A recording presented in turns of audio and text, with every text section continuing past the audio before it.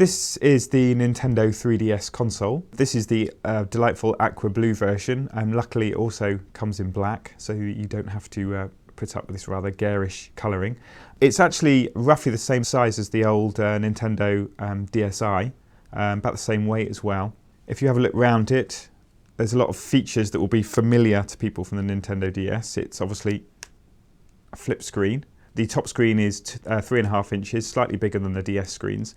It's also got this really nice analog controller here, which goes around 360 degrees quite nicely and slaps back to the middle. It's a really nice controller, especially for Pilot Wings, which is the game I have here at the moment. But obviously the key element of this is the 3D screen, which unfortunately you can't see on video.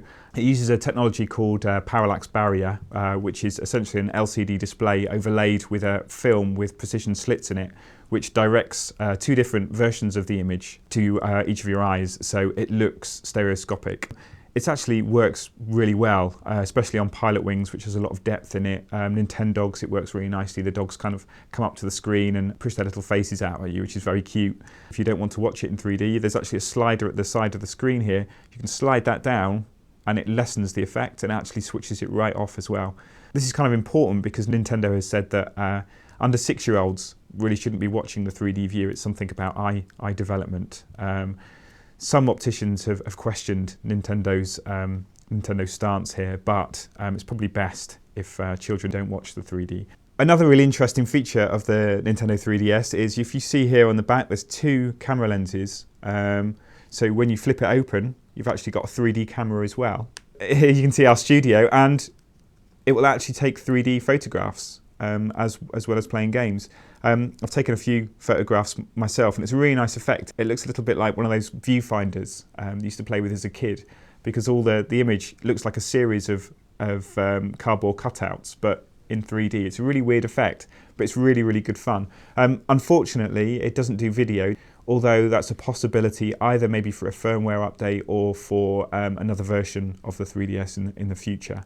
There's currently 13 games available in the UK.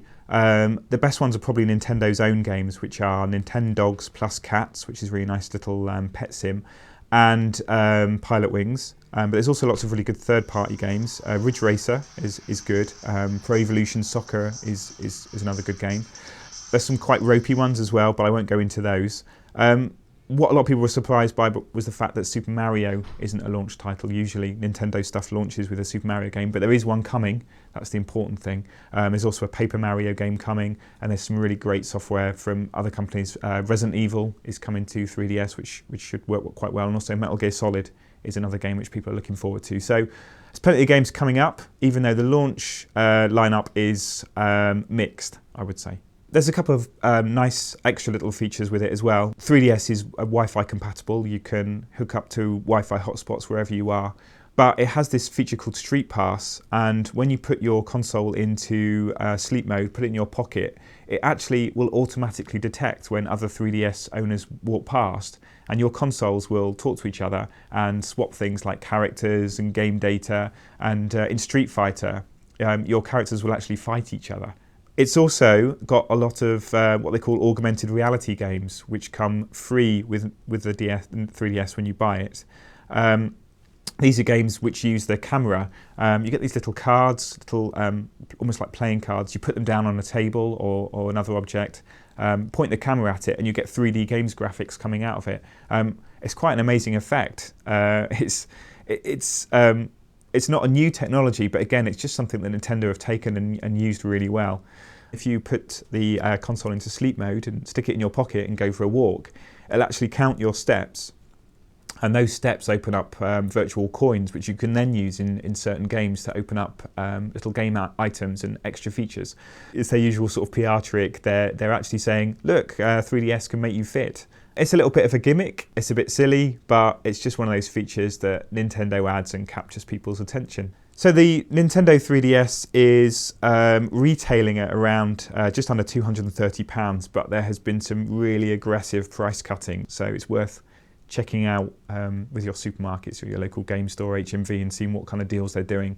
It was launched in Japan last month, and they sold out of their first allocation of 400,000 in the space of a week.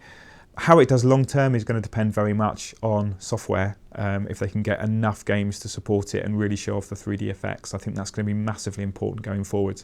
They've got to get really, really good games for this, because unlike the Nintendo DS, there's a lot of competition from smartphones, from tablet computers now. So Nintendo doesn't really have this market to itself anymore. The one thing Nintendo does have is design brilliance and great games designers. So yes, I think it's going to be another big popular success for Nintendo.